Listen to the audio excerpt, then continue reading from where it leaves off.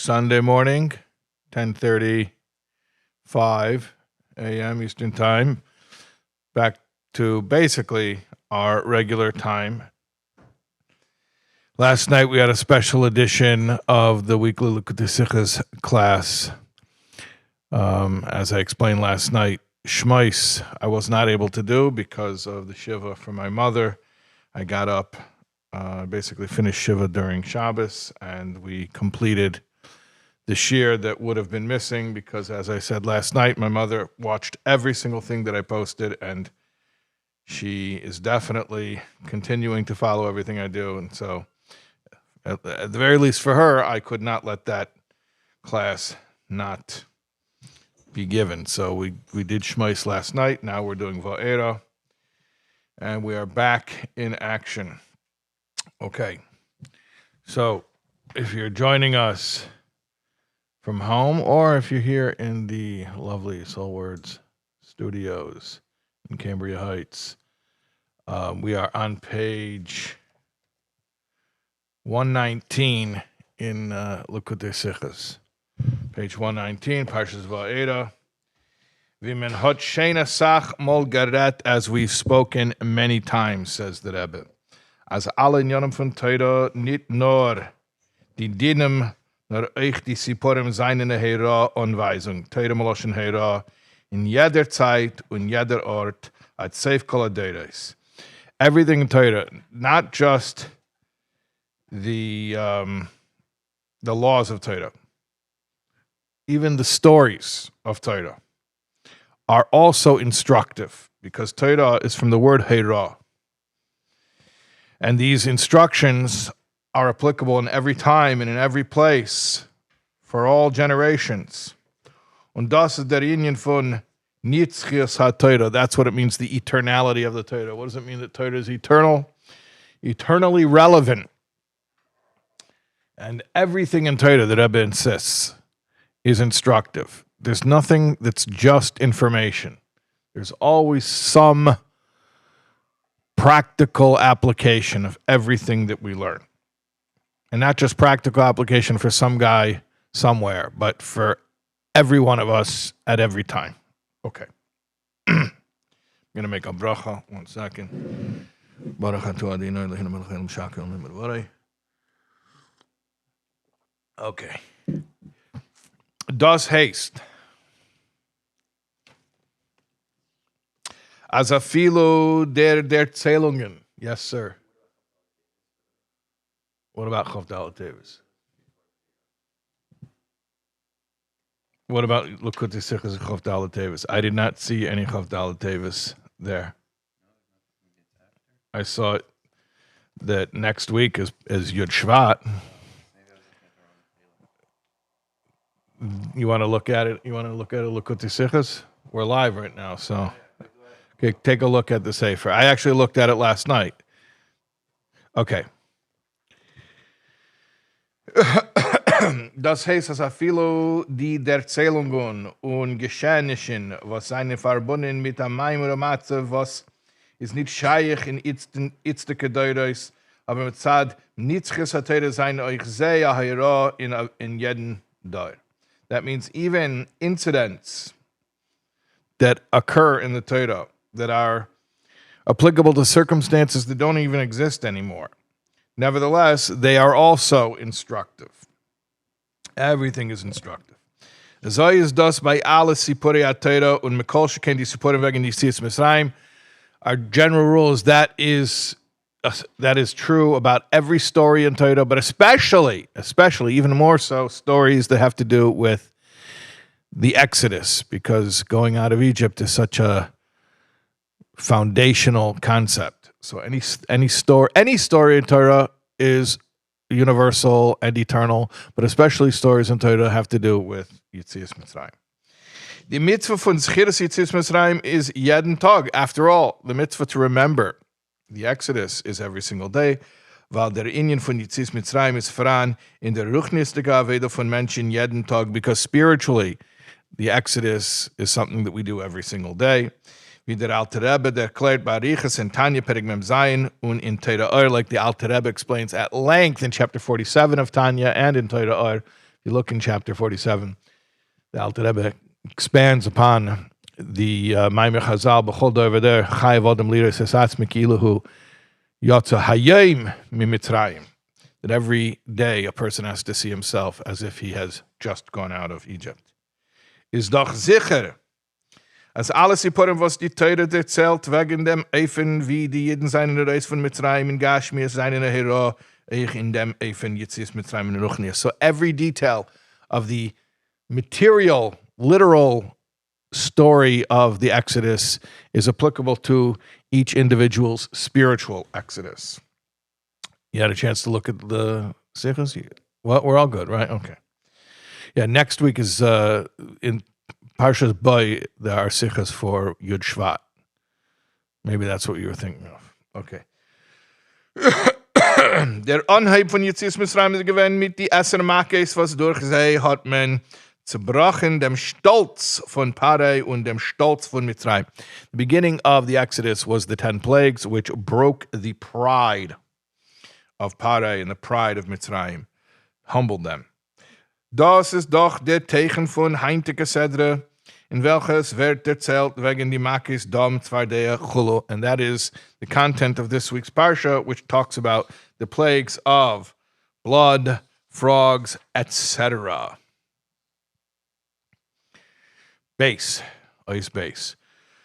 Der Anheib von Heintige Sedre ist wegen dem schwere Unterdrückung und Golus in Mitzrayim. Now, this week's Parsha begins with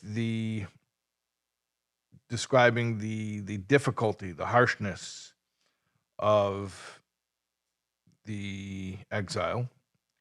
Die Sedre hebt sich an mit die Werte Vaeira al Avram Gomer, was das ist dem Eibestens Entfer zu Moshe Rabbeinu auf sein Scheile, and the Parshas Shmeis Lama Reisa La'amaze Gomer Vatzel Loi Hitzalta Es Amecha.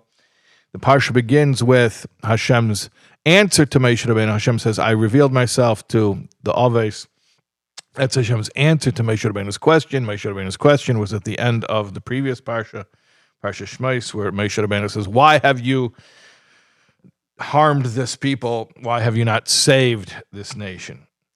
Der Golus ist gewesen so stark, mit so starker Finsterkeit, Cheshach Kafel und Mechupel, als viele bei Moshe Rabbeinu, was ist Tachlis und Chochma, was Seichel de Kedusha, ist viele in sein Seichel nicht gewesen, kein Ort auf dem, und hat gefragt, Lama Reisa Lama Zeh.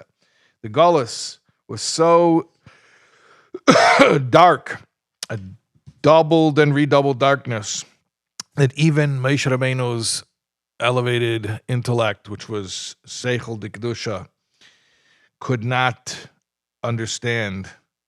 And therefore he asked Hashem, why have you done harmfully? Why have you dealt harmfully with this people?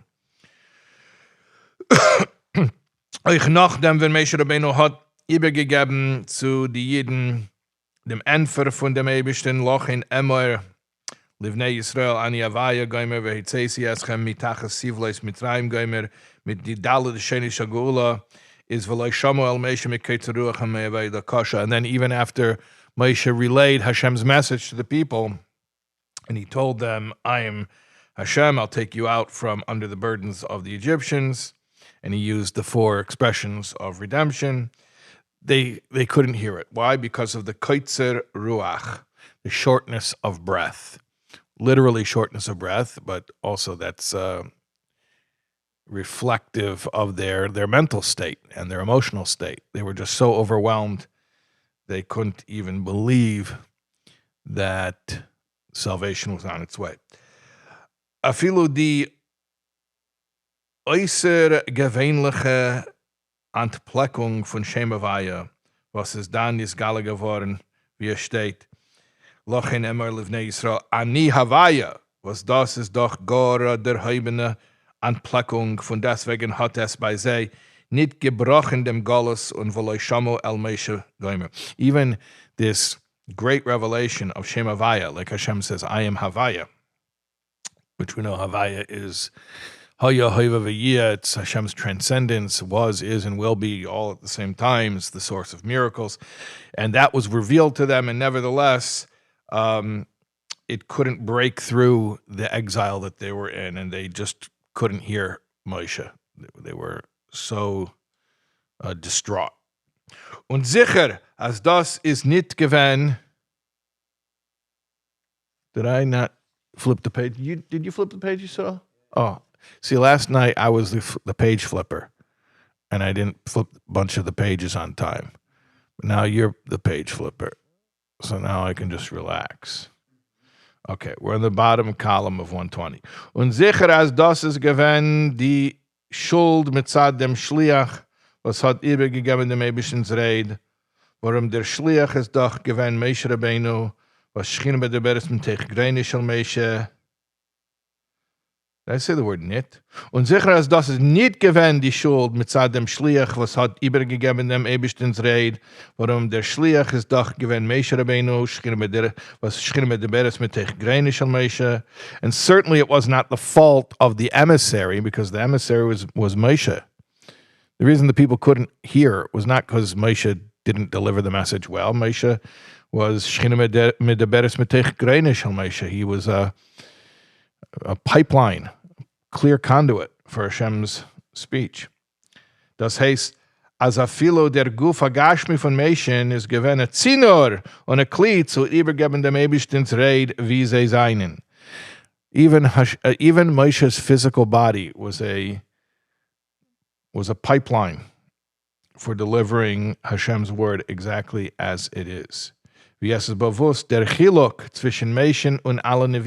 know, the difference between Moshe Rabbeinu and all of the other prophets, as by alle Neviim b'shas nevuah hat gedarf sein his pashtus agashmios, by other prophets, in order for them to prophesize, they would have to have what's called hafshatas agashmios. They would have to strip away their physicality, which means they would go into sort of an alternate state of consciousness or a trance-like state. They couldn't remain lucid while channeling prophecy. Sometimes they would even lose control of their body or fall on the ground. Weil their gashmias dicke Körper is nit gewen kein Kli zu them, because their physical body couldn't contain the intensity of it. Und afilo noch dem hisnabo bekoi beginnes de muspilvad.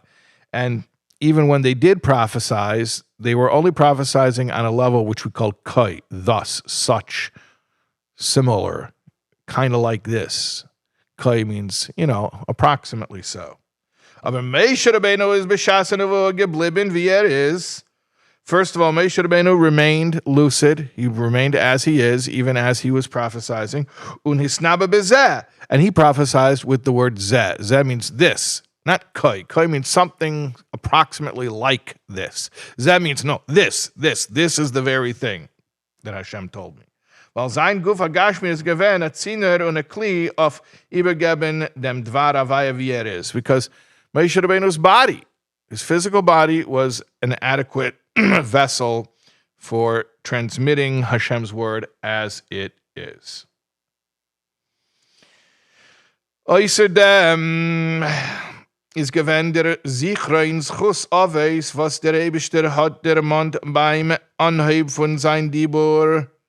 Now, in addition to that, you have the Chus Aves, the merit of the patriarchs, which Hashem mentioned at the beginning of his speech to Moshe, the beginning of this week's Parsha.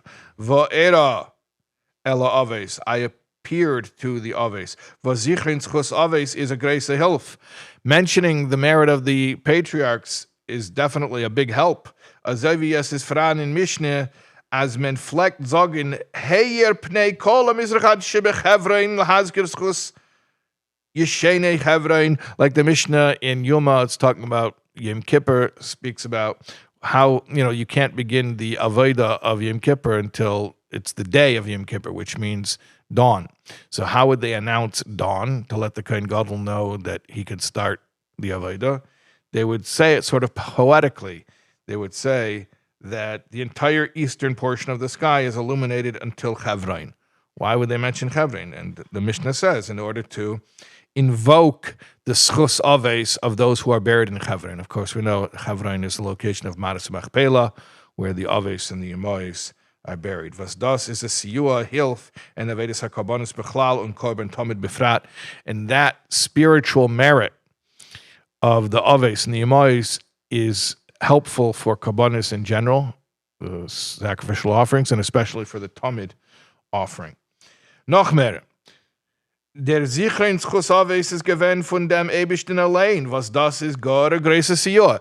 And furthermore, the mentioning of the merit of the patriarchs, who was the one who mentioned it? It was Hashem himself who mentioned it. So that's definitely, can't get better than that. Unit cookindik of the alamailes, and yet, irregardless of all of these great advantages, Aleph, Gilui von Shem Havaya, we're going to list them. Gilui von Shem Havaya undi dalu sheni shagula. First of all, a revelation of Hashem's transcendent name, Yud Kei Vav Kei. This is all what we're speaking about, what Moshe Rabbeinu at the beginning of this parsha was able to access, and nevertheless, what we're saying is the gullus was so overwhelming. What do you say? It was still tough for Klal Yisrael to accept this. So first of all, what do we have going for us? We had a revelation of Shem Havaya. Base, the Gilui durch Moshe, who was the Shliach? It was Moshe. You couldn't get better than that. Gimel. Der Ammoning von Sichos Aves were invoking the merit of the patriarchs. Und Daled durchen Eibishtin allein. And who was invoking the Sichos Aves? Hashem himself. So these are all very strong points. Hat das noch als nicht gepeilt auf sie und heuben brechen dem Gottes und es hat sich bei sie nicht abgelegt der Inyan von geulah. And nevertheless, with all of those strong points, the Yidden were not able to sort of incorporate the idea of geulah. They were just so overwhelmed. Nicht nur, as bei sie hat sich das nicht abgelegt in den Öfen von Ria, his amsus gedela beyeser. Not only were they not able to assimilate it on a level which we call vision, seeing is believing, it's the greatest his amsus, from the word emes, something that you see, you know to be true, no matter what anyone else may tell you because you've seen it. So not only were they not able to assimilate this information on a level which is akin to vision, nor afilo in an eifin fun shmiya, but they couldn't even assimilate it on a lower level, meaning the level which we call hearing or auditory processing, where you hear a report of something that you haven't seen yourself, which doesn't leave as deep of an impression as something that you see for yourself, but it still leaves, obviously, an impression. Havanava saga alein, which we call comprehension, basically. They're seeing something so powerful, even if you don't understand what you saw, you believe it. Hearing something, you have to understand what you've heard in order to believe it. So it's a lower level as far as the impression that it makes on a person. But they couldn't even attain that. Hat sich das euch nicht abgelegt, v'lei shamu v'gomer. And that's why it says v'lei shamu, they couldn't even hear it. Forget about they couldn't see it, which is a higher level. They couldn't even hear it. It was too difficult for them. Okay. What? Yeah, Gimel, next page 121.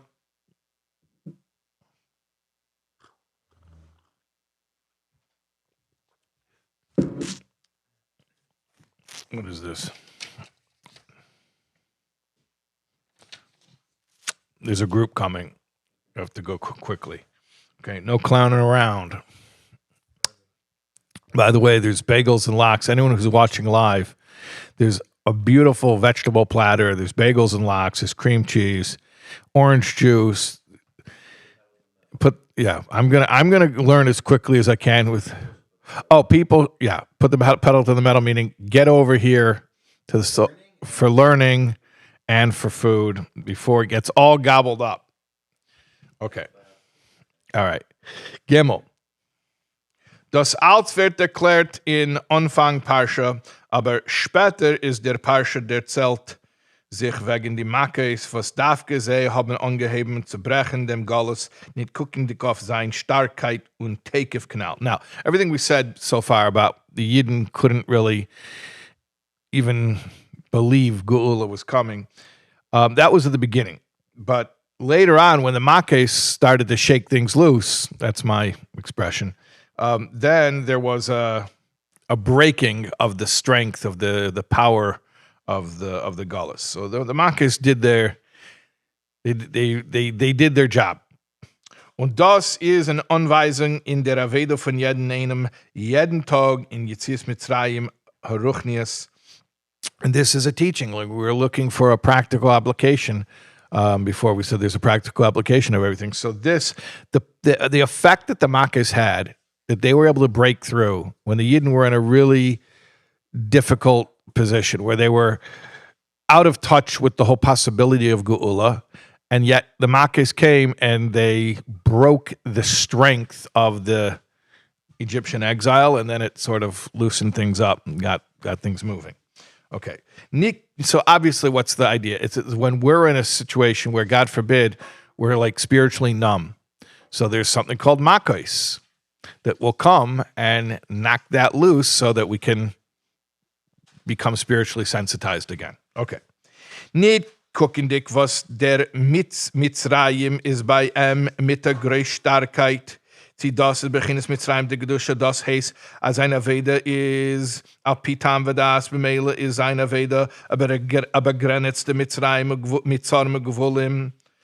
So let's say a person's Mitzrayim, his personal Mitzrayim from the word Mitzrayim, limitations, is even Mitzrayim de Kedusha, meaning to say he's limited. We've had this theme in Likkutei Sichos Chelik Aleph over and over again, that intellect is a limit. When you serve Hashem only as much as you understand, that is a severe limitation on your ability to serve Hashem. Even though you're serving Hashem, and even though your calculations are based on Torah, so you're doing holy things based on holy ideas, but it's still limiting because seichel is inherently limiting. So let's say that's the person's Mitzrayim. Adar afilo as das is, or let's say, God forbid, Mitzrayim Dulumazeh, he's dealing with a real Mitzrayim, meaning a Mitzrayim that's in the opposite of holiness. Okay, it could be a person who's in a holy Mitzrayim, meaning he's doing good things based on good reasons, but he's still limited because he's doing everything only according to logic. Or it could be a person, God forbid, is in a Mitzrayim of he's not doing good things. He's doing the opposite of good things, and he's feeling sort of stuck in that. Das heißt, as afilo die avodah was al pitam vadas felt by him.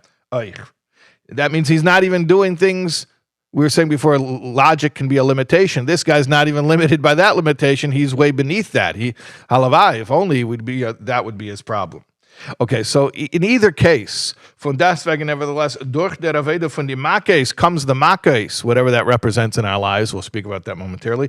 Kann man brechen die Starkheit von Mitzrayim? You can break the strength of Mitzrayim through the makes, the plagues, und peilen a geulah in sein neshama, and have a personal redemption in your soul. Okay, so basically, we're describing a Mitzrayim situation where you're not in a good state. And you need makos to come and knock things loose. And we're going to talk about what that means for us personally. Remember, we insist that everything in Torah has to be practical. Okay. Ois Daled. Die erste Make, was hat gebrochen Galus Mitzrayim, is given dam. The first plague which broke Mitzrayim, started to break Mitzrayim, was blood. Die Wasseren von Nile seien geworden Blut. The Nile's water became blood. Die Teva von Wasser ist kalt und nass. The nature of water is cold and wet. Bechlal is kaltkeit a hebech von Kedusha. And in general, coldness is the opposite of holiness. Why? Weil Kedusha is chayis, lebendigkeit, because anything that's holy is alive. I mean, the only source of true vitality is holiness.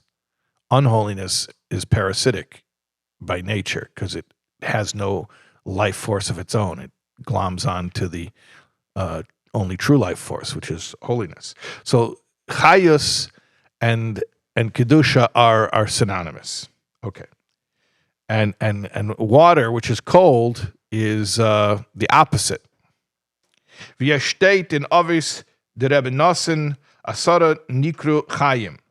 Like it says in the Avis to Rabbi Nosson, which is a medrash, 10 are called alive.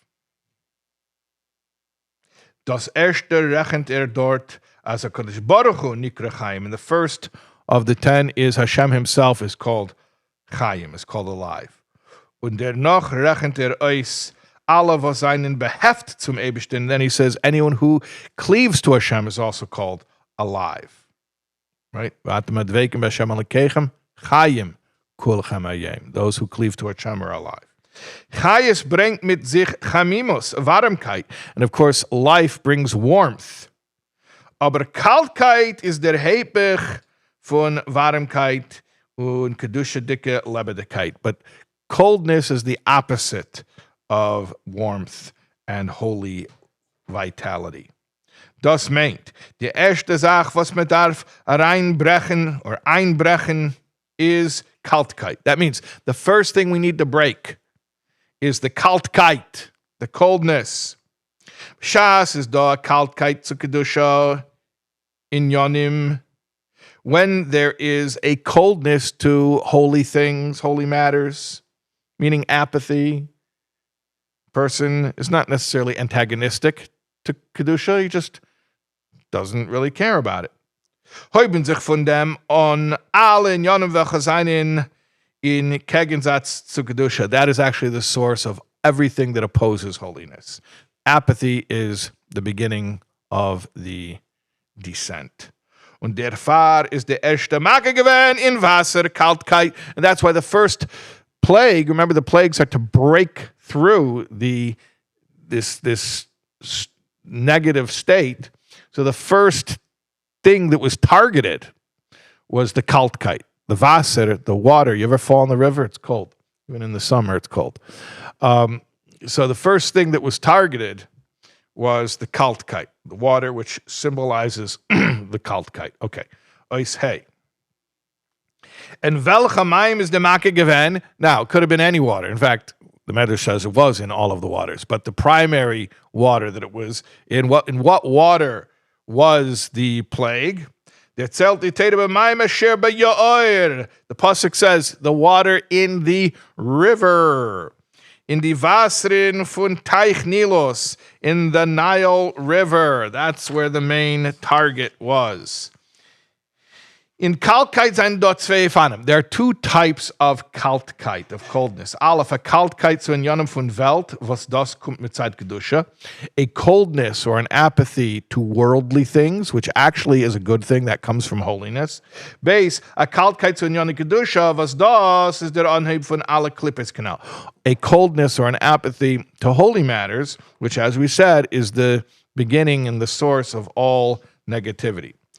Asei seinen euch voran zwei Sorten Mayim. And there are two types of water. Remember, water represents the coldness here. Aleph, Mayim was kommen mil Meile, wie es steht, limtara shamayim tishte Mayim. There's water that comes from above to below. We call it precipitation. Water rains from the heaven.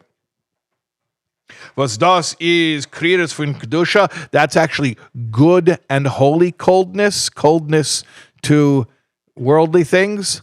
Like somebody says, I'm sorry, sir, we're all out of ranch dressing. Do you still want your hot wings? And you say, yeah, it's fine. Oh, it was coldness. He's still eating hot wings. I don't want to go crazy here. But he doesn't say, what? There's no ranch? Forget it. I can't eat hot wings without ranch. No. He's cold. He's cold to it. He says, yeah, whatever. It's okay. So that's holy coldness, a coldness to physical things. And then base, mayim shemitachas la'aretz kridas de klippa. That's the water underneath, the water from below, the river water, the irrigation water. And that's coldness, God forbid, to holy matters. Das Wasser von Teich Nilos is given von dem Darga base. Obviously, the Nile's water was the second category. We speak about this many times, that Egypt did not have precipitation, so they didn't have that humility of looking up and being dependent on Hashem. They didn't feel that dependence. Their crops were irrigated by the flow of the Nile and its tributaries. Okay. Der Pfarr steht beim Nilus der Loschen Eile Likrose. That's why it says about the Nile that it says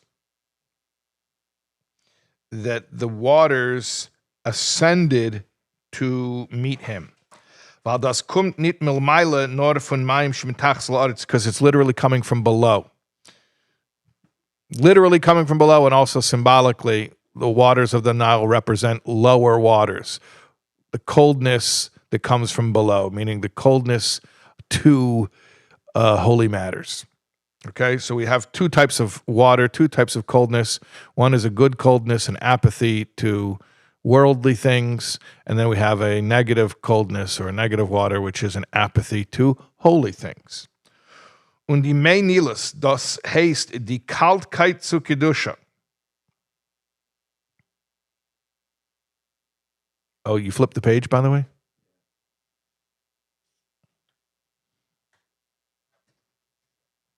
Yeah, you did. You're amazing. Und die Menilis, das heißt, die Kaltkeit zu Kedusha, das ist gewesen die avodah sura von Mitzrayim, was von dem haben sich genommen allerlei Schlechts. And of course, as we know, the Nile River was actually an object of idolatrous worship by the Egyptians, and it was the source of all evil. Der Pfarr Beschasmen hat angeheben brechendem Gon Stolz von Mitzrayim. That's why when Hashem started to break down the pride of Egypt, hat man die erste Sache gebrochen, die Mei HaYoir in Yenakridus. Hashem began to break down, to attack, to target the waters of the river, which represent the coldness. Which coldness specifically? The coldness or apathy to matters of holiness. Okay. Eis Vav. Was ist gewesen von die Wasseren? Now, what happened to the waters here?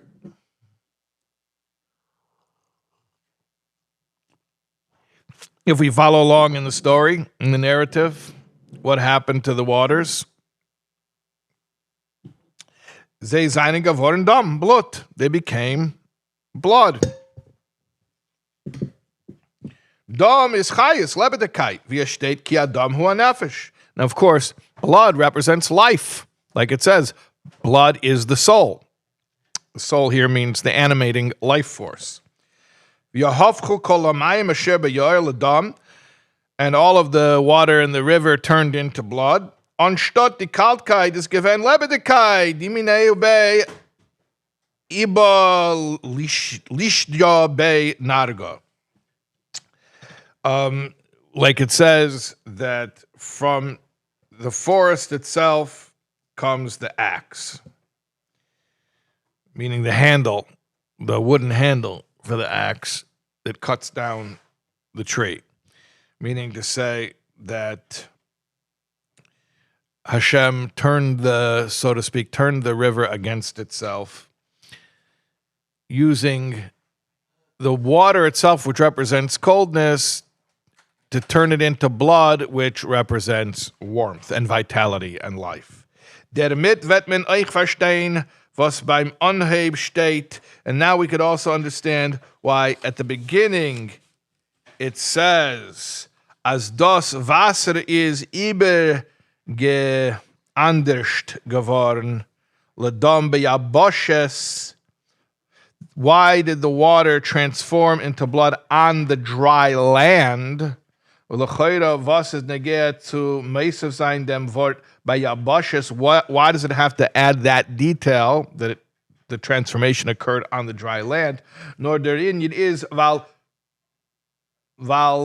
trukenisch Yabasha hat nicht in sich afilu die Meile von Feuchtigkeit, Dveikus. Und der Uftu ist gewesen, als afilu in Trukenisch soll euch sein Chayos. Interesting. Dry land means an absence of moisture. Now, moisture is what causes, I guess the term is cohesion, right? Water sticks things together. Like imagine take a bunch of dry flour and you add water to it, now it becomes dough. So the dry land symbolizes a lack of that moisture, that virtue of moisture. And the plague brought blood, which represents vitality, even to the dry land. Meaning it's an extra level of the miracle. It proves the point even more. That when did the water, which represents coldness, turn into blood, which represents passion, vitality, excitement, specifically on the dry land, which is the opposite of life. Okay. Eis Zion. In die vier Suggen von dem Zamechai und Medaber is was der Sug hat in sich weniger Chayes als weiter is von Kedusha. We have the four kingdoms of inanimate, vegetable, animal, and human. The less life force any of those categories display, the farther away it is from holiness. Vodam Kedusha is Chayus Kanal, because like we said, life force and holiness are synonymous. Doimim is the weitste Zach von Kedusha. So the inanimate is the furthest away from Kedusha. Nochdem geht Tzemech und dan Chai. Vegetable is the next far away, and then is animal. And also in the four worlds is asei, was dort is hora goiver bedugmas daim un asei weiter. Okay, you have the four basic Kabbalistic concepts. You have the four worlds. I'll go from above to below. The highest is Atzilus, and then Bria, and then Yetzira, and then Asei. So Atzilus actually is from the word Eitzel, which means next to or proximity. It's the highest world, meaning it's the most transparent world to Elikus. And then each world, Eilam Maloshin Helam, is a greater concealment until finally you get down to the lowest world, which is Eilam Asei, the world of action, where the physical plane exists. And that's the farthest away from Kedusha. So similarly, you have the four kingdoms. These correspond to each other. I'll go again from higher to lower: the human, the animal, the vegetable, and the inanimate. Okay. Mayim und Dom seien die Krides v'chamimes, was das is in Doimim. Water and blood represent the qualities of coldness and warmth, as they are in inanimate matter. Aber euch in Bali Chaim is da der Inyan Kriros. However, you also have Kriros, coldness, in animal life. Und versteht sich als überhaupt ist das bei die Bali Chaim, welche seine beschaffen geworden von Wasser. And it's understood that where are you going to find that primarily is the animals that were made from water. Von die Esser Makes is das Tzvardim. And when you're talking about the 10 plagues, we're of course speaking about frogs. V'sharetz hayoer tzafardim, like it says that the frogs, the river specifically, which we said represents coldness, was swarming or teeming with frogs.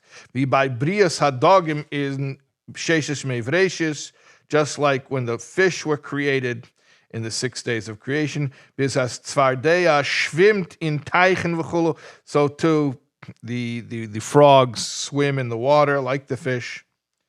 Wie der zelt in Gemara Medrash, like it talks about in the Gemara and in the Medrash, as bichdei, as akrov zol kennen ibergein iber a Teich, setzt men im aruf of a Tzvardeya, and in order for a scorpion to get over the river, he has to sit on a frog, und der Tzvardeya führt dem über dem Teich, and the frog carries him across the river. Meaning the, whatchamacallit, scorpion can't go in the water. The scorpion would drown, but the frog is amphibious. That is the correct term for it. No, I don't think a frog is a fish. I know that a frog is not a fish, but the point is they all live in the water and they represent water. And what? Third grade science class. Tadpoles. Very good. So, thank you, Yisrael. The water represents the coldness in the realm of the inanimate. The frog represents the coldness and the water in the level of the animate. Yeah. Akrav is euch betava kar und teuke verkrirus. Listen, a scorpion is also cold. Von deswegen is nicht mayim, but it's not water. Nicht hebech betachos von eish, schwimmt nicht. He's not mamish the opposite of fire. He can't swim. Aber tzvardeya is brias hamayim, hebech ha'esh, but a frog is a creature of the water, the exact polar opposite of fire. Okay, we're in the very bottom of 122. Yisrael, put your finger on the button. Get ready. You ready? Damit wird man verstehen, was steht. Now we're going to also understand what it says. Aravusa of the... Flip the page. You got it? Wow. Fastest gun in the West. Aravusa of the Zwardim as darf gesehen seinen gegangen bitanurecho in the ovens. Now we're going to understand a big chiddush. Aravusa means a big chiddush about the frogs going in the ovens. It says that there were frogs in his bed and frogs on his head. Hey, Yisrael, what's the song? Oh, frogs here, frogs there. Frogs jumping everywhere. What? I forgot that one. What's the frogs in the bed, the frogs on his head? Was there a line of frogs in the bed?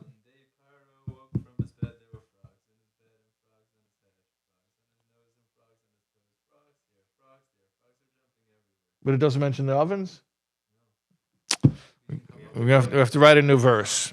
Okay. Nothing rhymes with oven. That's the problem. Nothing rhymes with oven. Okay. We could do it. We could say, what? Write in the chat?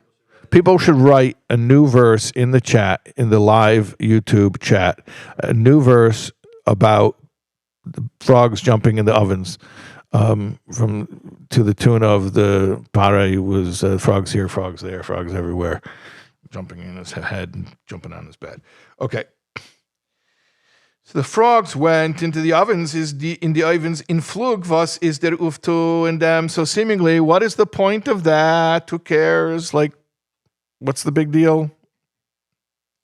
Die Chazal lernen der fun of der mesiras nefesh. So our sages actually learned from this the mesiras nefesh of the frogs. Can you believe that? A frog has mesiras nefesh?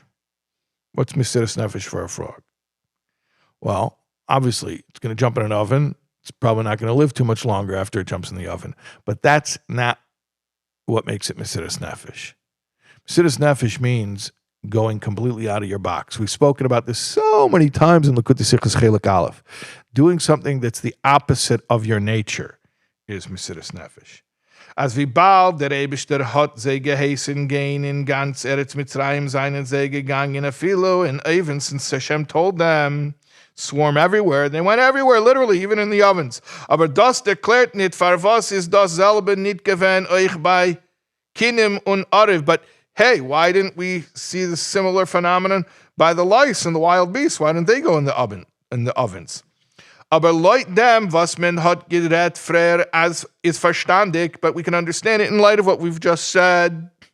Man hat bewiesen, mesiras nefesh betachos afilo mina kotze ala kotze, wie Zavardim, was seinen von Mayim, wie Shoretz ha-Yoer, und von deswegen seien sie gegangen in brennen dicke ovens, eish hebech mit kotze ala kotze. The frogs, which represent water, coldness. They displayed the ultimate self-sacrifice. because they are water and coldness, and yet they went into the burning ovens, which represents the fire, which is the diametric opposite. Did you flip the page? Wow, good job. Tess. Die Zephardeia ist gekommen auf zu schlagen dem ganzen Gebiet von Parei, was das meint, die Kedusha, dicke Kaltkeit zu Inyanim von Gashmias und Chumrias. The purpose of the plague of the frogs was to combat Parei and his entire domain. The frogs represented the coldness that comes from holiness, that cools the physical excitement. Und das ist der Inyan, was die Zfardim seinen gegangen betanorecho uve misharoi secho. And this is why the frogs went into your ovens and your kneading troughs.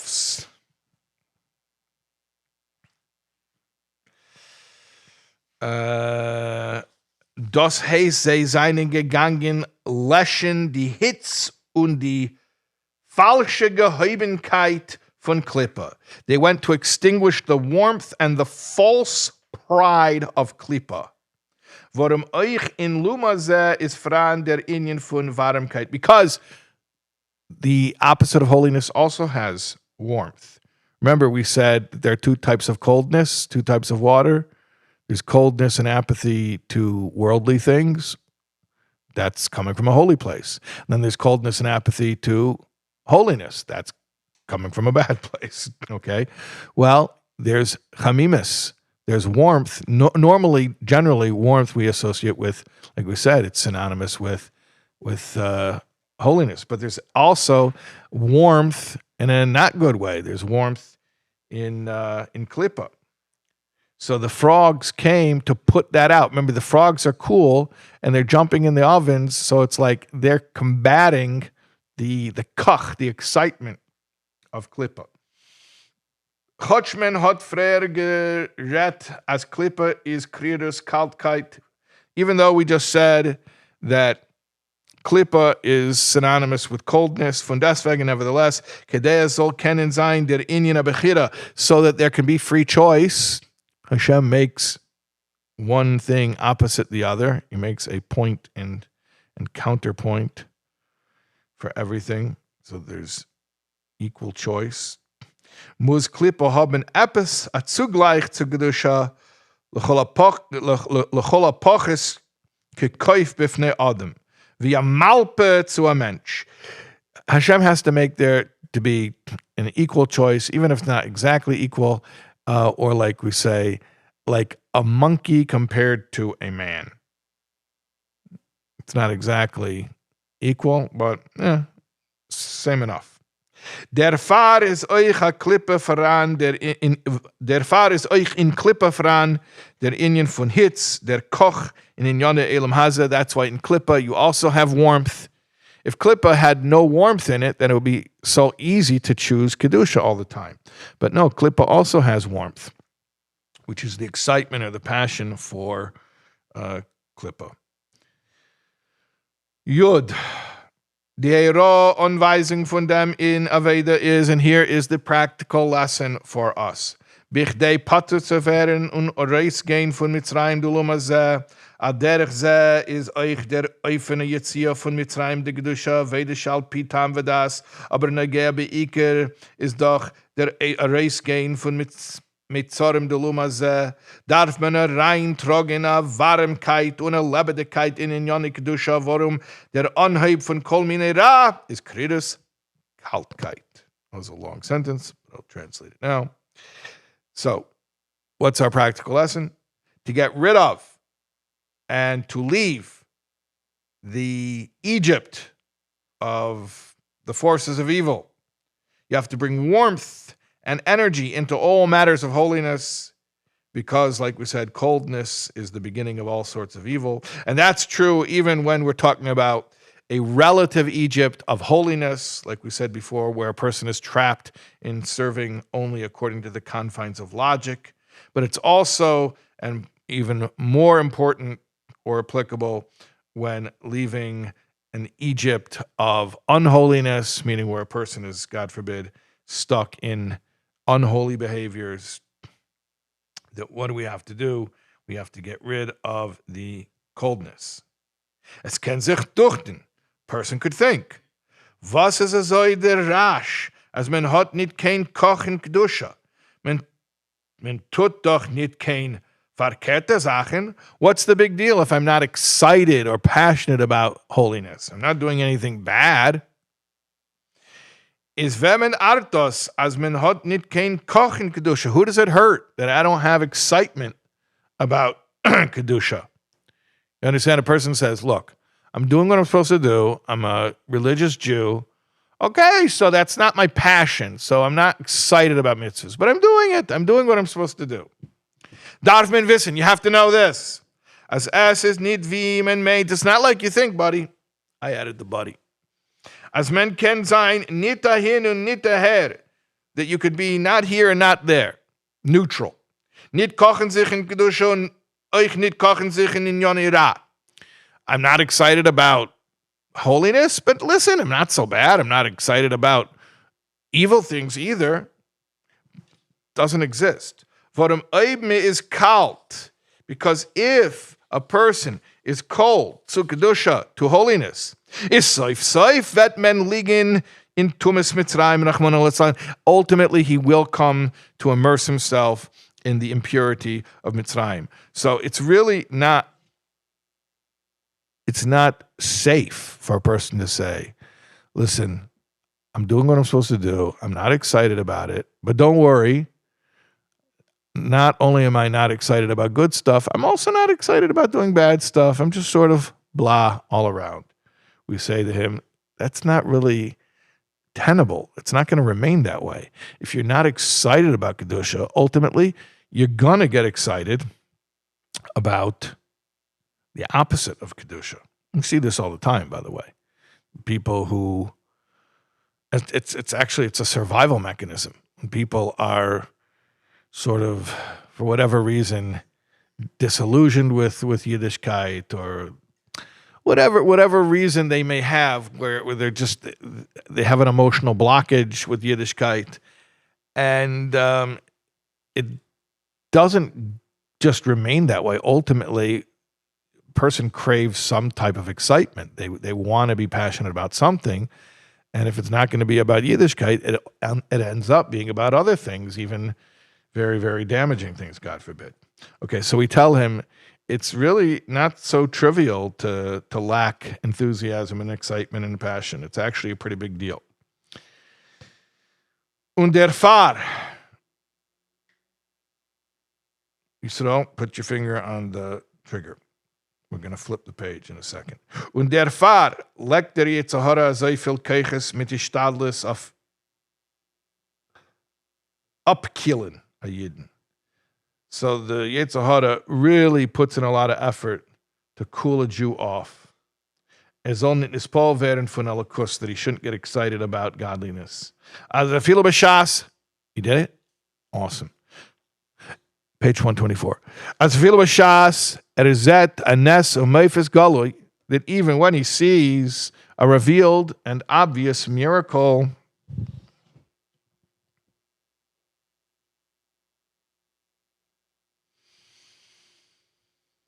kommt der Yetzirah zu und teinet mit dem ein, and the Yetzirah will come to him. The guy just saw a revealed, obvious miracle, and the Yetzirah comes to him and starts making arguments. Was hast du was zu uns werden von dem? This is the Yetzirah talking. The Yetzirah says, why are you excited about this? Du allein glaubst doch. You yourself, you believe in Hashem. See how tricky he is? He doesn't tell you not to believe in Hashem. He's like, of course you believe in Hashem. As alle in Yonim kommen von dem Eibishten, und der Eibishte is called Yachel, everything comes from Hashem. Hashem is omnipotent. Hashem can do whatever he wants. And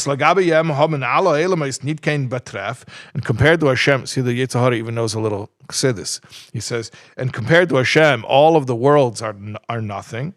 Is doch Poshet is bayem haben kein Betreff nit drei Eisius und kann überbeiten von Ziruf Eisius Chometz auf Ziruf Eisius Shemen. What's the big deal for Hashem to change 3 letters? He can change the letters of chometz, vinegar, to the letters shemen, oil. You understand what we're talking about?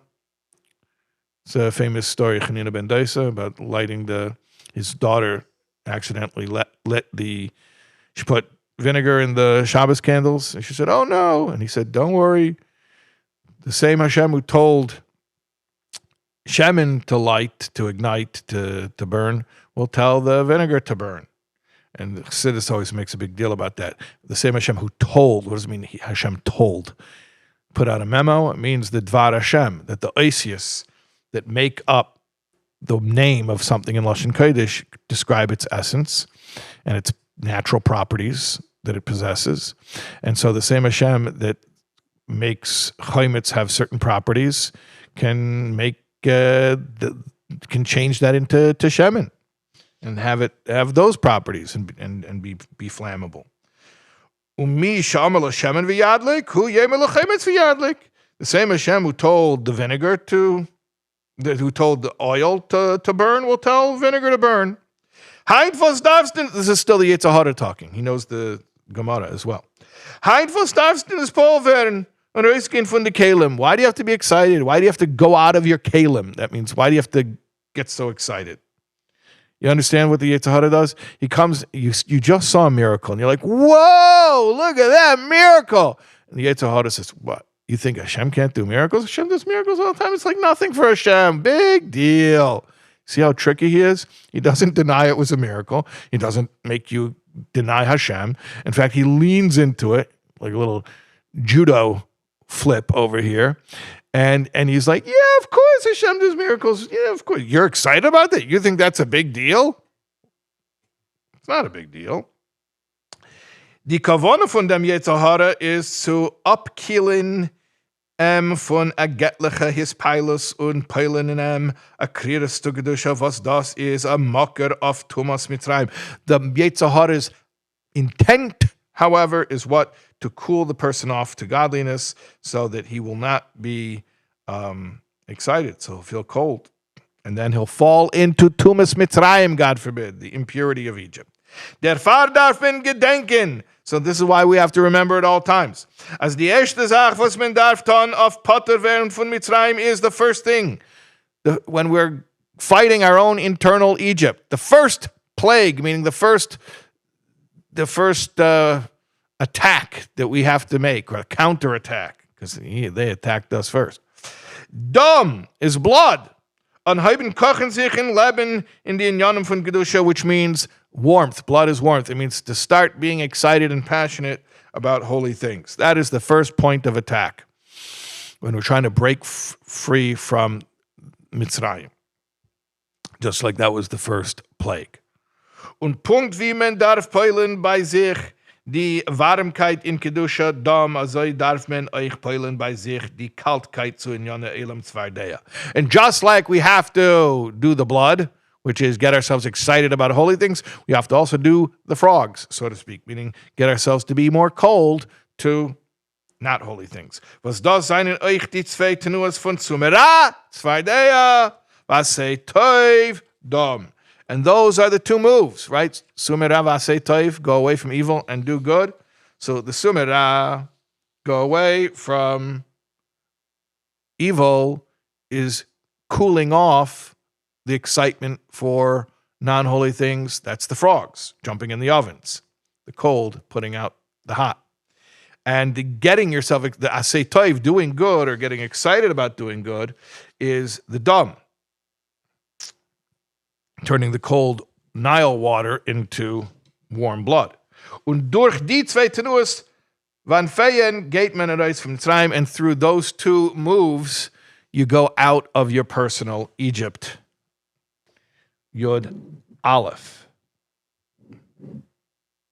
Top column, top of the second column on 124.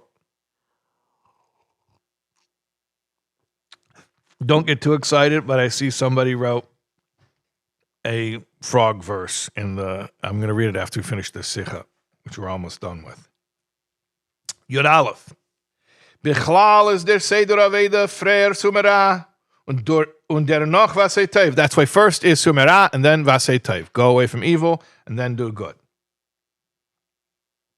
Leut dem bewussten mashal as b'shas min vil machen a dira fara melech bas v'dam. There's a known mashal that when you want to make a dwelling place for a king, a fleshly king, is the erste Sach darf men ois romin alle schmutzige Sachen chulu. Und erst demolt kann man reinstellen schöne Kelem und machen es fara dira roi lemelech. First, you got to get rid of the filth, and then you can put in the nice furniture. Don't put in nice furniture while the place is still dirty. First, you come in, you clean it out, deep clean, and then you move in the nice new furniture. So, sumera, and then asei tov. Das is asei milamata lamaila. That's from below to above. Aber milamata lamata is a verkehrte seder. Then there's above to below, where you do the opposite order. First do good and then go away from evil. Das heißt, men is megala milamayla giluyim Nile meyeser was peilen as men is sumera. In other words, you reveal higher level revelations which actually help you in your going away from evil. It's also a viable option. They both work. Und wie bald is de makes seinen doch gekommen malamayla. And since the makas, after all, they came from above, meaning Hashem was the one who did them, that's why the order was first the blood, which is the warmth in a good way, asei tov, and then the frogs, which is the coldness to worldly things, which is mera. So sometimes we do a mera and then asei tov, but when something comes from above to below, we go first asei tov and then mera. Okay. Yud Beis. Hagam is das is a seder von milamayl lamate, aber wie bald is alles sipurim von Teda seinen Eiro, für alle Deris baveda seno kanal is das eich Eiro, as es darf eich sein a seder von anheben mit asei tov. Cool. Although in the original story, the reason why it goes first asei tov and then mera is because, like we said, it was coming from above to below. Nevertheless, since we're trying to apply this story in our personal avodah, we can take from this story an indication that we can also go first asei tov and then mera. You understand the discussion here? It's a classic Hakira, it's like a classic discussion. Do you first need to, it's like, I'll put it this way. Do I need to first stop eating junk food and then start exercising? Or should I start exercising and maybe I'll feel good and I'll stop wanting to eat junk food? Right? Well, there's arguments that can be made either direction. Okay? Fine. What? What about both at the same time? That's too much. You're overwhelming me. Okay. So what we're saying is when you go from above to below, you start with the positivity.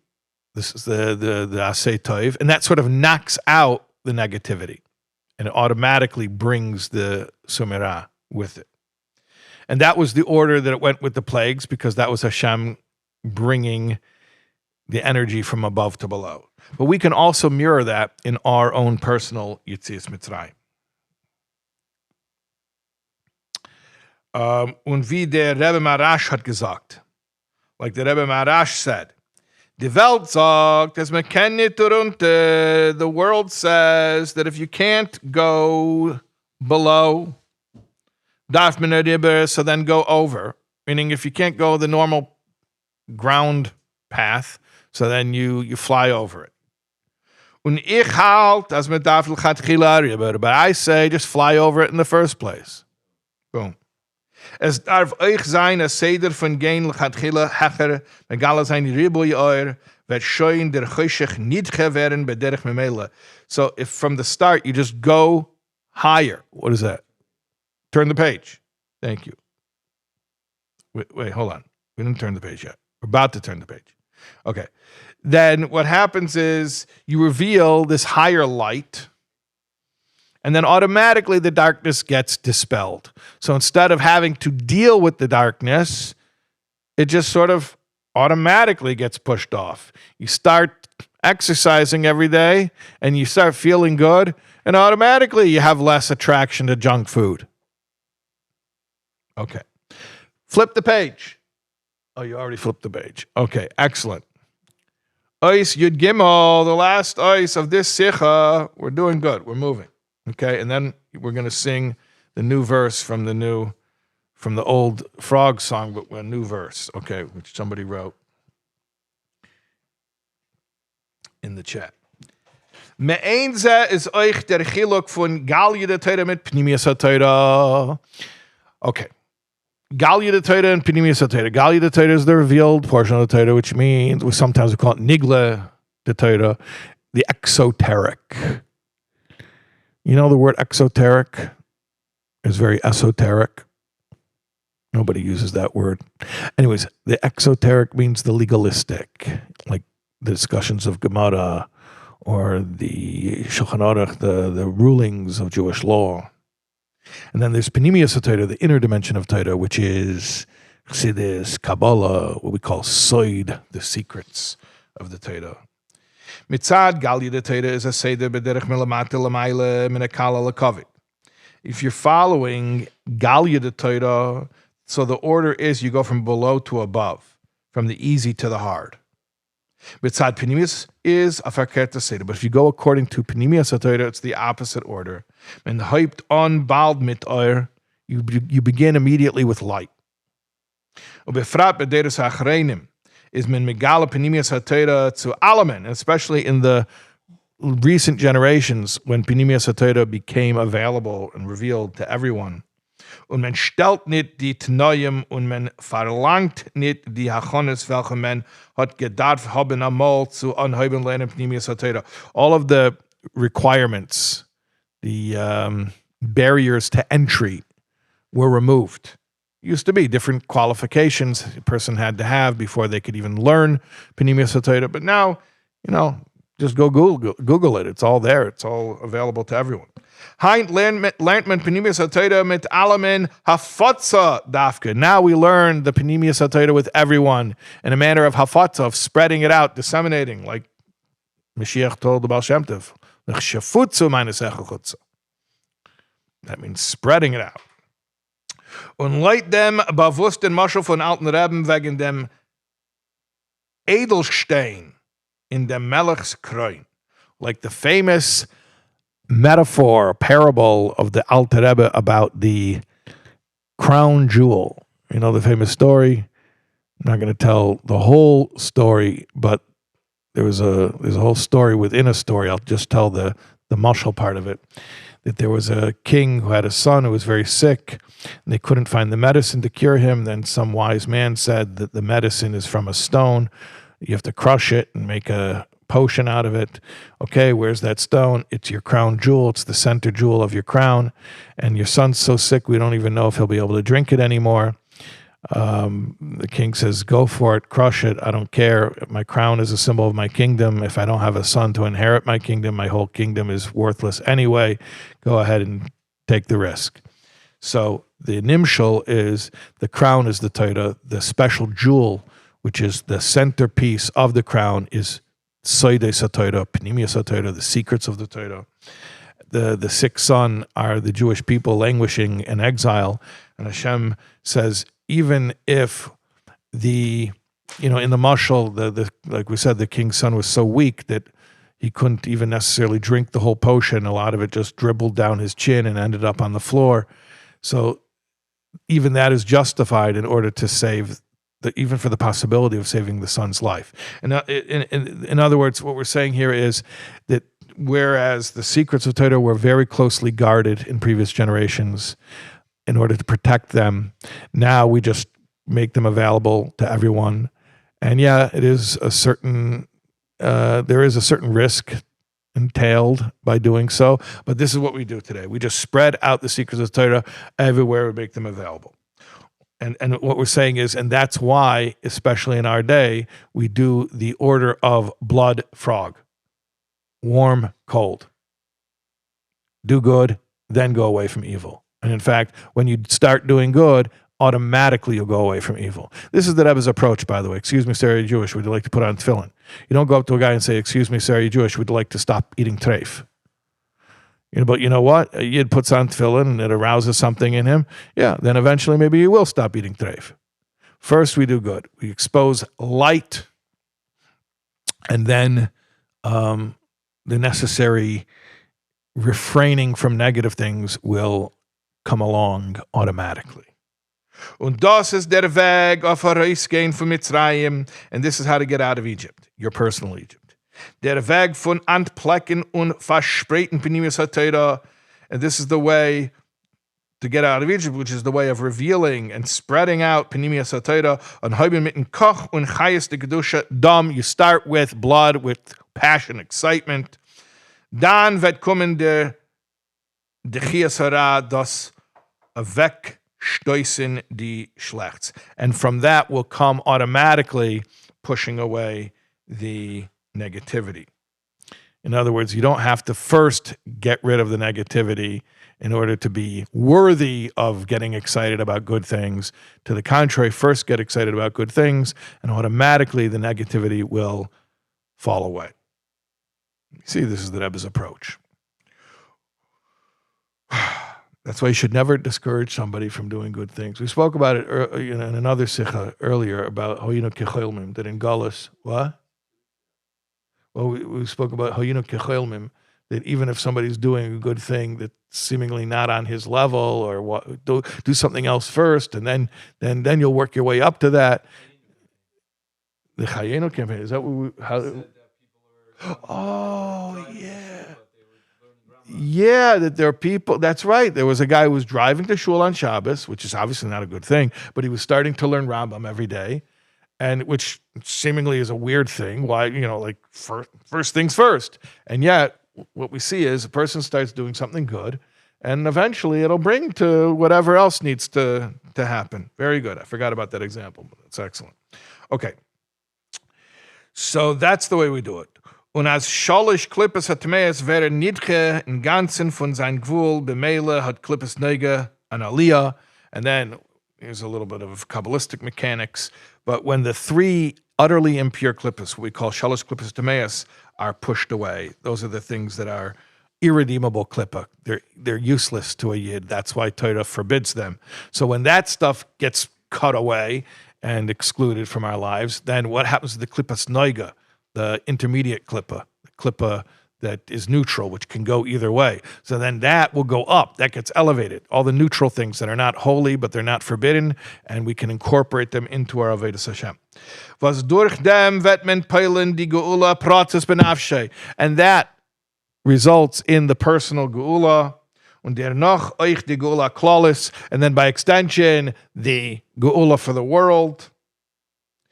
Die kamei tzeis chemes Mitzrayim aren neflois b'mheir of Yameinu, that just as in the days of you're going out from Egypt, I will show you wonders speedily in our days. And that was from the Sicha of Parshas Vaeira Tafshin Chai. Okay, long Sicha. We just finished. Now, I'm going to take a breather for a second, and then I'm going to read to you the new verse from the old song. A note? Yes, what's the note? Okay. Well, he told me that the group is coming at 12:30. I will easily reach that. Yeah, but that second group will come after the first group, not before the first group.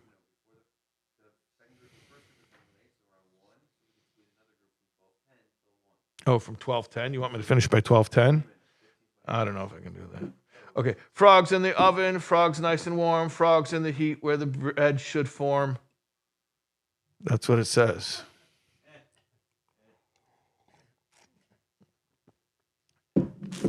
Okay. Second Sicha. It's a short Sicha. It'll take us... No. There's only 2 Sichas this week. This will take us 10 minutes. Speed run. Bottom of the first column of 125. Es ist bewusst, als die vier lashenische geulah von heintige Sedre, v'heitzesi, v'tzalti, v'galti, v'lkachti, seinen keneged die Dalet geulahs von Golas Mitzrayim und Shar Goliath. The 4, it's a known concept, that the 4 expressions of redemption that Hashem uses. V'heitzesi, v'tzalti, v'galti, v'lkachti correspond to 4 different redemptions from the Egyptian exile and from other exiles. Der Fun ist verstandig, as der Loschen Vevesi is das an Aliyah Yeser in der geulah de Losid Love. Therefore, the 5th expression, Vevesi, is talking about the future redemption. Was bechlal teilt es sich auf Yemeis HaMashiach und Chad Chorav V'chulu, which will be divided into 2 periods. The era of Mashiach, Yemeis HaMashiach, and the 1 of transformation, meaning 1 millennium of transformation. It's 2 eras within Mashiach. First, just the geopolitical change, and then the, really super miraculous stuff. Von dem, was euch dem 5. Loschen hat der Rebischter gesagt bei Geulas Mitzrayim, ist verstandig, als anfangendig von Yetzias Mitzrayim hat sich schon angeheben die geulah asida in alle ihre Inyanim, leit dem Wort von Kved Krismer V'chami Admor, als von Yetzias Mitzrayim an, fortment zu der geulah de la asid. Because Hashem mentions the term of geulah, which relates to the future redemption, Hashem mentions it already by Yetzias Mitzrayim. So it's understood that the ultimate redemption, the redemption through Mashiach, began already with the going out from Egypt, like the Frierdiker Rebbe said, that from Yetzias Mitzrayim, we're traveling to the ultimate redemption, the future redemption. Die Gemara sagt, Rabbi Yechanan Amar, Ishay Mishum Chitzov. The Gemara says, Gemara in Bava Kama, that Rabbi Yechanan said that someone's fire is like his arrow. Fire is like an arrow.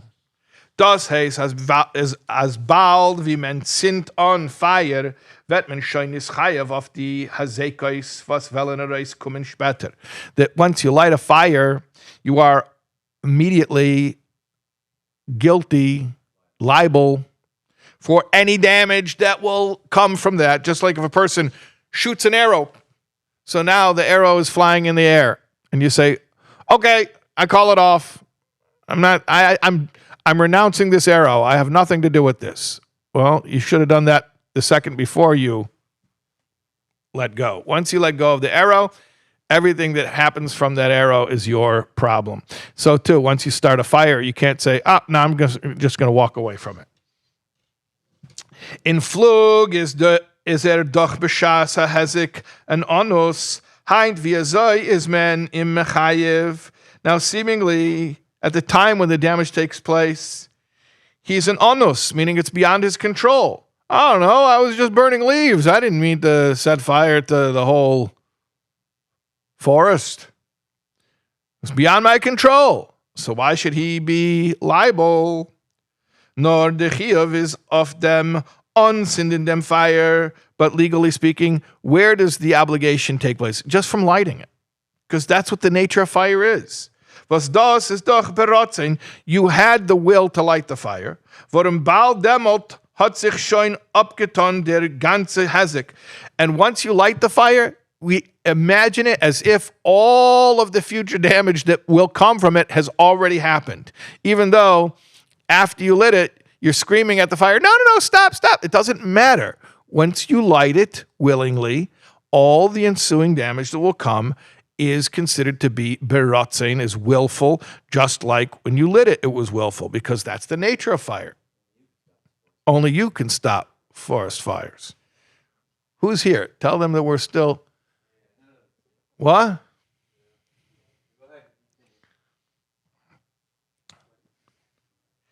You want to be famous? Okay. Meruba midatevim midaparanos. We have a general klal, a general rule, that good things are disproportionately greater than negative things. Get ready, we're going to flip the page in a few lines. Meruba midatevim midaparanos. Oi, bei midaparanos hat sich abgetan der ganze Hesek von Freier is doch bei midateva avadi asei. If we say that with damage, which is a negative thing, once the person lights the fire, it's as if it's as good as done. It's in the bag already. He is liable for the whole thing. As bald wie der Eibishter hat zugesagt, wer weiß eschem ele oretz hat teva, so too, as soon as Hashem said, I'm going to bring you to the land, to the promised land. Good, you flip the page, very good. Was das geht auf der Darge Aliene von Geulah de Lossid, which is, of course, referring to this high and lofty level of Mashiach. Hat sich schon das als abgetan. It's as if it was already as good as done. If we can say in the negative that lighting a fire, it's as if he's already done the whole damage. So how much more so in the positive, that once Hashem says at the time of the Exodus from Egypt, I'm going to bring you out in the future redemption with Mashiach, it's as if it's already happened.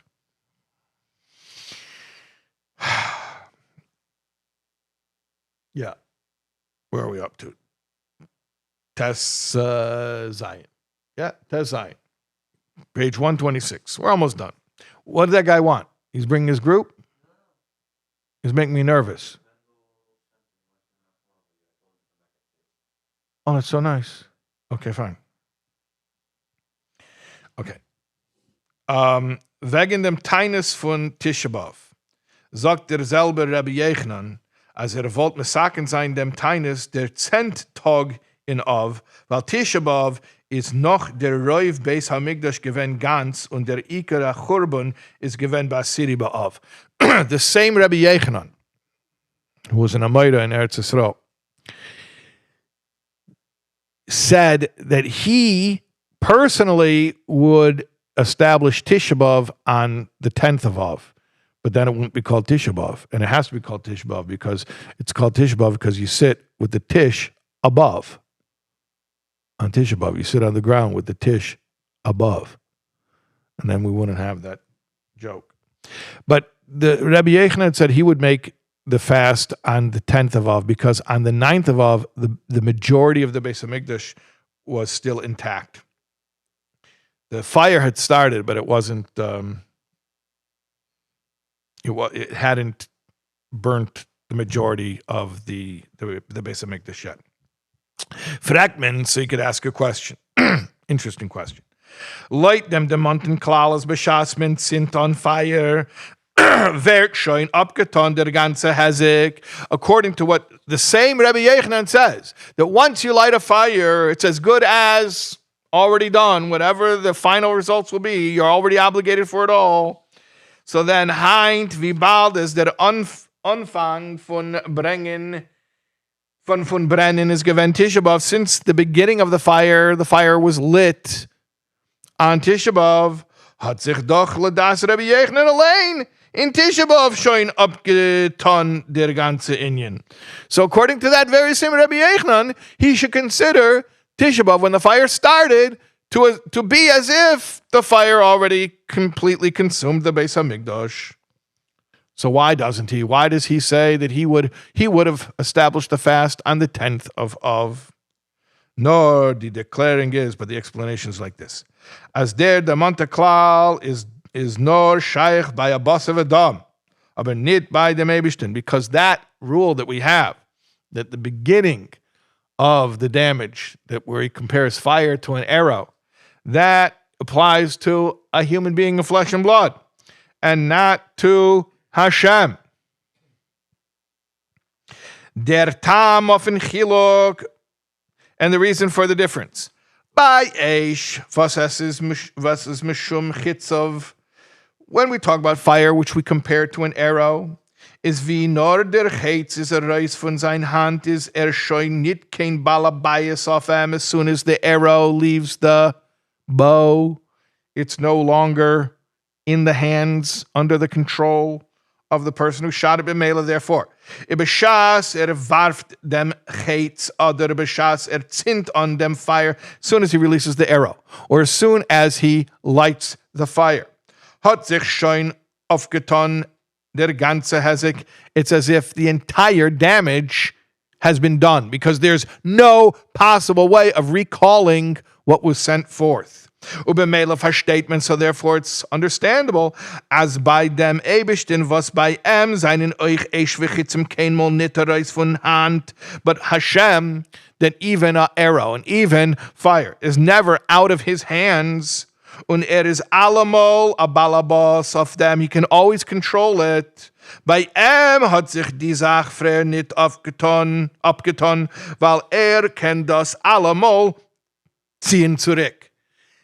For him, even if he starts in motion the destructive process, God forbid, he can always recall it. He can always bring it back. Der Fall, sagt Rabbi Yochanan, as men hat gedarft koiveya sein dem tainus Tisha B'Av. That's why Rabbi Yochanan says the fast should really be on the 10th of Av. Vorim hagamas be'esh hitzato. Even though that's when the fire was kindled, Tisha B'Av on the 10th of Av. Von deswegen überall der kann allemal ziehen zurück, since Hashem could always pull it back, hat sich der Churban noch nicht abgetan Tisha B'Av. The Churban was not a done deal, was not already a fait accompli on the 9th of Av. It could have always been pulled back. Und leut dem is doch in flug euch asei in unser Inyan. So too in our matter that we're discussing. Heint, was sagen mir, als Beschas der Eibishter hat zugesagt, va'avesi goimer, hat sich schon abgetan die geulah. Why do we say that as soon as Hashem said, I will bring you out, which he said when the Yidden were coming out of Mitzrayim, we're saying, oh, it's a done deal. As soon as Hashem says, I'll bring you out, even though we know that refers to the future redemption through Mashiach, it's as if it's already been done. Why do we say that? We just said that Hashem could always pull it back. It's not a done deal until it ain't over till it's over.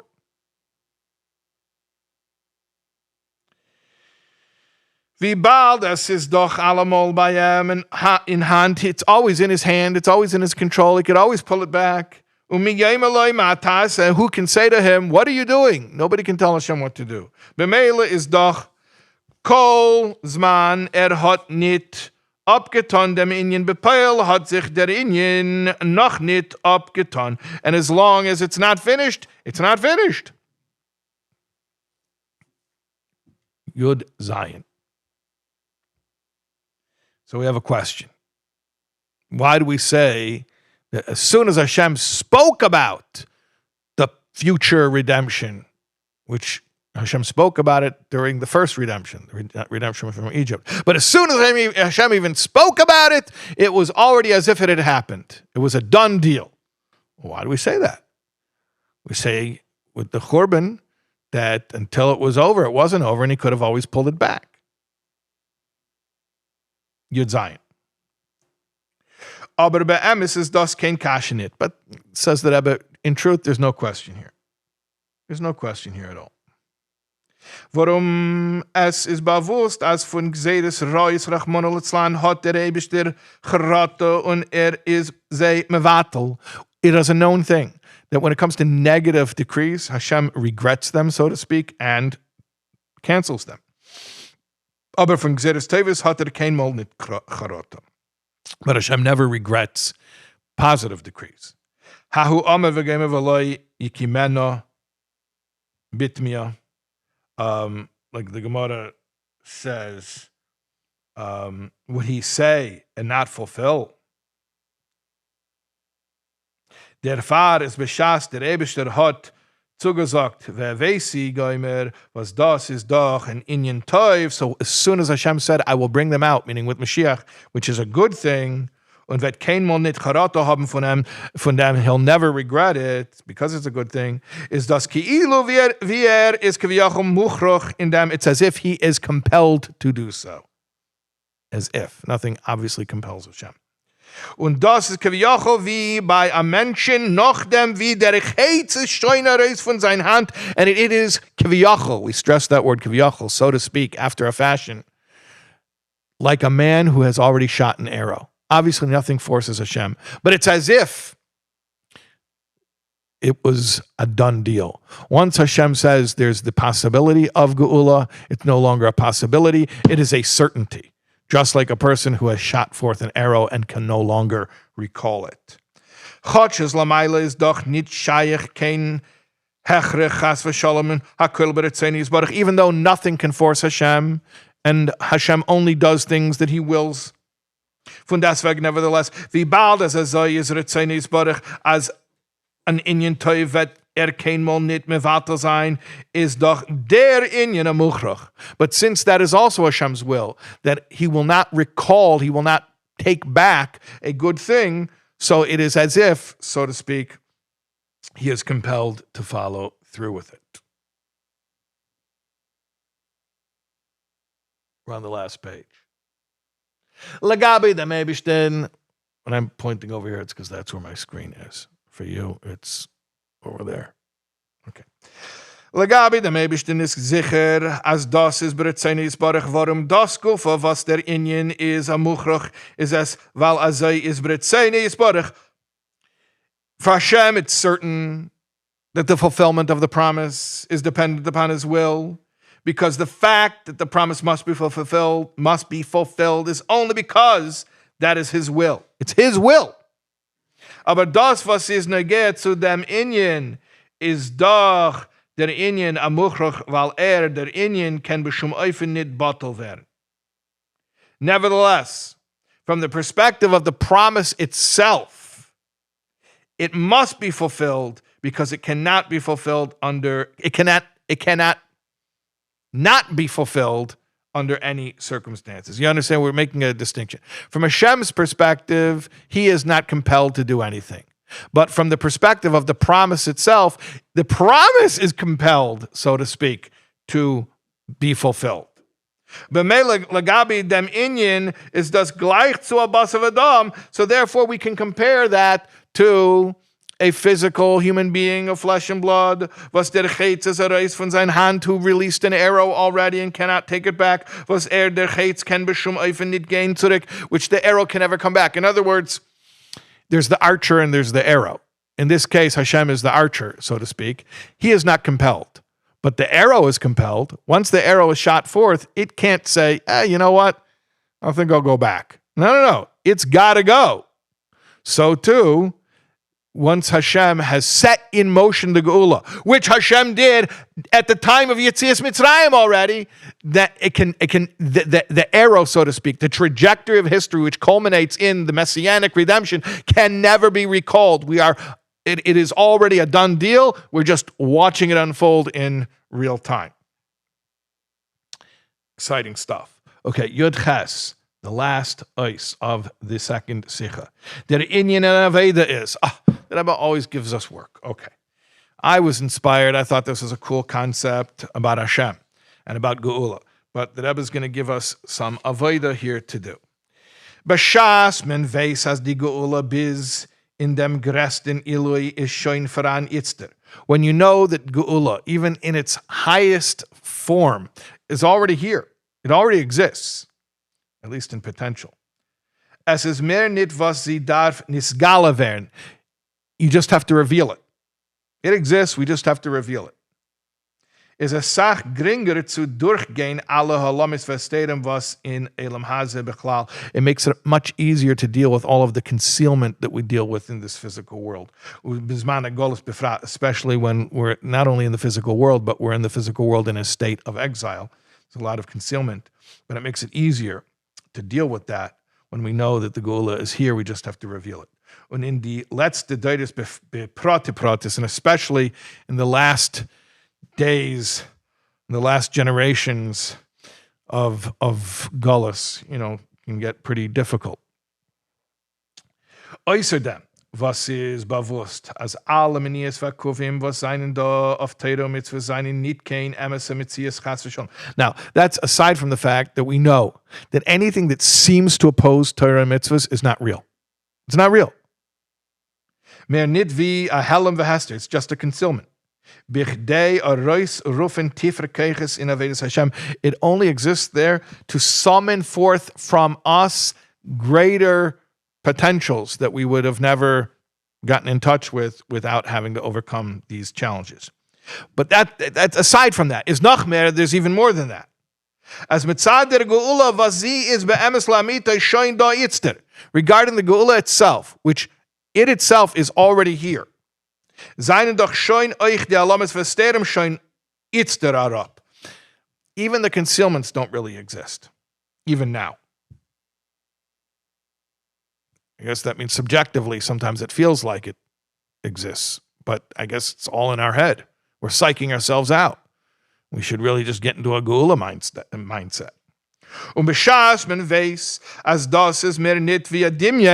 And when you know that anything that seems to oppose Torah mitzvahs is nothing but a dimyon, it's a figment of our imagination. And therefore you're not intimidated by it. Why would you be intimidated by a figment of your imagination? Norman geht mit der Starkheit in Kedusha, but rather you go with a strong dedication to holiness. Demol geht herab der Helm euch far dem körperlichen Eig. Then even the physical eyes will see how that concealment falls away. First, you got to break through it when it doesn't look like it's going to fall away, and then it, even from the physical perspective, it falls away. As es wird letav ovid, you see how everything Hashem does is for the good. Und dann euch gamzu leteva, and then, see, there's two levels. There's, you pull it up again. You don't have to, because I want to show them. You're pulling up the thing, okay? Because really, there's a wealth right there. We're just glossing over. Letav ovid is kol madarachmona ovid. Letav ovid, everything that Hashem does, He does for the good. That's Rabbi Akiva's story. And then there's Gamzu L'Toiva, which is Nochem Ish Gamzu, which is a higher level even. You see that? So L'Tav Ovid means, even though it appears negative, but there's some context within which it actually works out better that way. Gamzu L'Toiva is where it's all good, and you see it good, and it's better than if it wouldn't have happened. Okay, so at first is, you got to sort of like accept it that somehow this is for the good, and then if you do that, you come to a level where you actually see that this is good. Okay, and that was from the Sicha Shabbos Parshas Vaeira Tovshin Yud Dalid. And I'm just checking the chat to see if we have any new song lyrics. No new song lyrics. Okay, ladies and gentlemen, boys and girls, children of all ages, Baruch Hashem. That was Parshas Vaeira, Likkutei Sichos Chelek Aleph. We are back in action. Thank you for joining us, those who joined us in real life and had bagels and lox, and those who joined us virtually who did not have, well, maybe you had your own bagels and lox. And we will see you next week, God willing.